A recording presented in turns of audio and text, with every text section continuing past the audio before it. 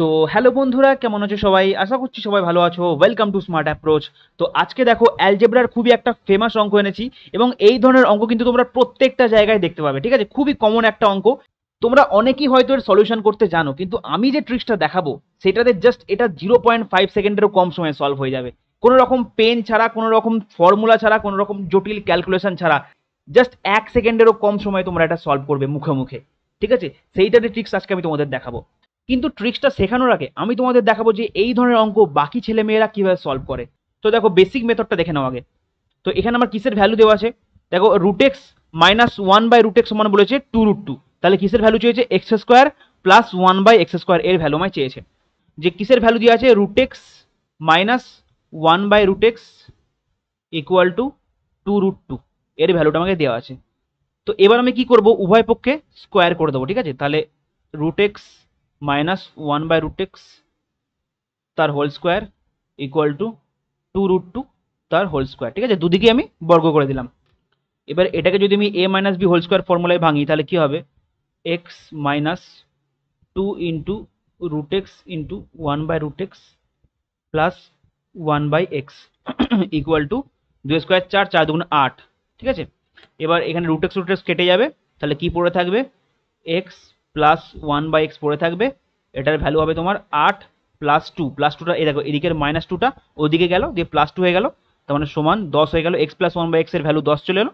তাহলে এখান থেকে আমাকে বার করতে হবে, কি বার করতে হবে? এক্স স্কোয়ার প্লাস 1/x² এর ভ্যালু বার করতে হবে। তাহলে আমি আবার একবার স্কোয়ার করবো। তাহলে আবার একবার যদি স্কোয়ার করি তাহলে কি হবে? এক্স প্লাস 1/x তার whole square equal to 10 square. ঠিক আছে, আমি উভয় পক্ষে আবার স্কোয়ার করলাম। তাহলে এটাকে যদি আমি ভাঙি তাহলে কি হবে? A plus B whole square formula যদি এটাকে ভাঙি তাহলে A square plus 2 × a × b plus B square equal to 100। 10 square 100। ঠিক আছে, তাহলে এটাকে এক্স কেটে যাবে, তাহলে কি পড়ে থাকবে? দেখো x square plus 1/x² equal to 100। আর এদিকে দেখো প্লাস 2টা ওদিকে গেলে হবে -2। -2 সমান 98 হচ্ছে আমার উত্তর। তার মানে অপশন বি দেখতে পাচ্ছি আমি এখানে সঠিক উত্তর। ঠিক আছে, এবার দেখো এই অঙ্কটা করতে আমার কতক্ষণ সময় লাগবে? আমি যতটাই ফাস্ট করি আমার 30 থেকে 40 সেকেন্ড লাগবে, আমি যতই ফাস্ট করে দিই। কিন্তু আমি তোমাদের এটা দেখাবো জাস্ট 1 সেকেন্ডেরও কম সময়ে, কোনো রকম পেন ছাড়া, কোনো রকম ফর্মুলা ছাড়া, কোনো রকম জটিল ক্যালকুলেশন ছাড়া।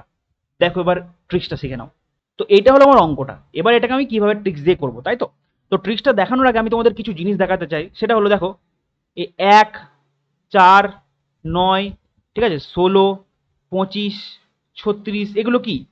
এগুলো দেখো এক একটা পূর্ণবর্গ সংখ্যা। ঠিক আছে, 1 মানে কি? 1 মানে 1 স্কোয়ার, 4 মানে কি? 2 স্কোয়ার, 9 মানে 3 স্কোয়ার, ঠিক আছে, 16 মানে 4 স্কোয়ার, ডট ডট ডট এরম চলবে। মানে এগুলো সব এক একটা পূর্ণবর্গ সংখ্যা, তাই না? পূর্ণ বর্গ, এগুলো কি? এগুলো হচ্ছে এক একটা পূর্ণবর্গ সংখ্যা। ঠিক আছে, এইটুকুনি তোমরা জানো, এটা আমরা ছোটবেলায় শিখতাম। এবার এই অঙ্কটা আমরা কিভাবে করবো, তাই তো? ভালো করে দেখো, যখনই তোমরা এই অঙ্কটা করতে যাবে এইখানে যে ভ্যালুটা দেওয়া থাকবে, এইখানে যে ভ্যালুটা দেওয়া থাকবে এটার কিন্তু কোনো দাম নেই। এটা তোমরা দেখবেই না, এটার কোনো দাম নেই। এখানে যা খুশি থাকুক এক্স ওয়াই জেড, ঠিক আছে, রামায়ণ মহাভারত যা খুশি থাকুক, আমরা কিন্তু দেখবো না ওখানে কি আছে। আমরা খালি দেখবো যে কি চেয়েছে আমার।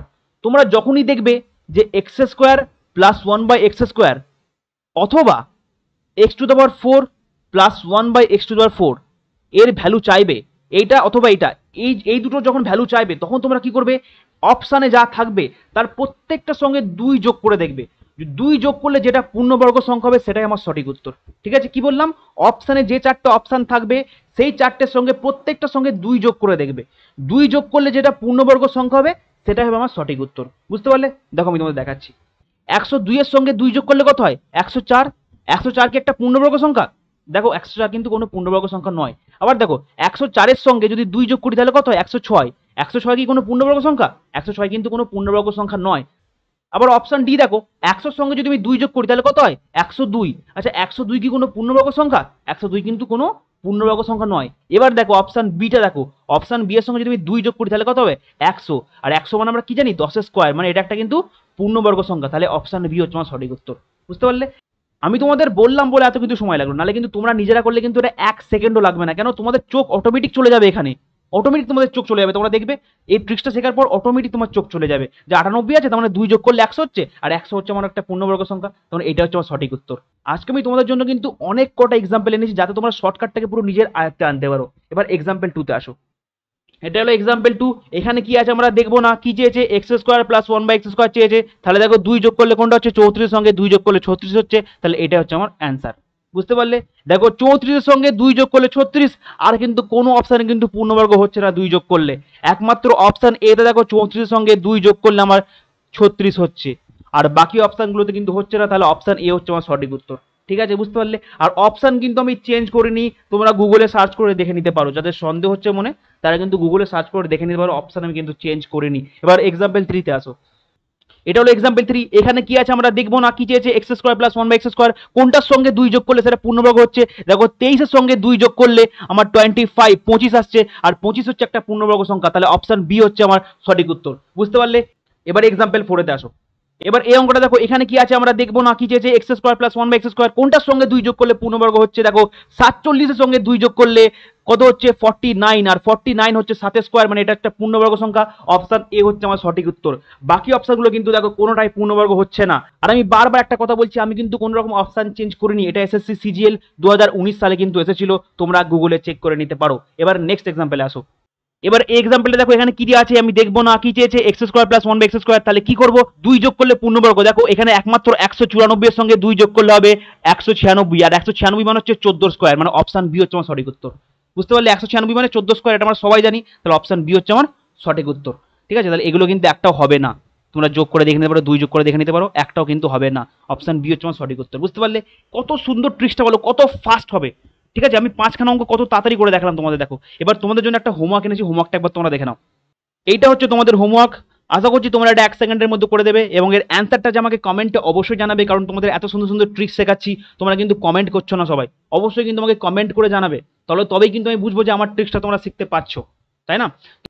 তো আজকের ভিডিওটা ভালো লাগলে অবশ্যই ভিডিওটা লাইক করে দেবে, এবং চ্যানেলে যারা প্রথমবার আসছো তারা কিন্তু অবশ্যই চ্যানেলটাকে সাবস্ক্রাইব করবে এই ধরনের আরো মজাদার ট্রিক্স শিখতে। দেখা হচ্ছে আরো একটা নতুন অঙ্কের সাথে। ততক্ষণ তোমরা ভালো থেকো, সুস্থ থেকো। Bye bye, take care.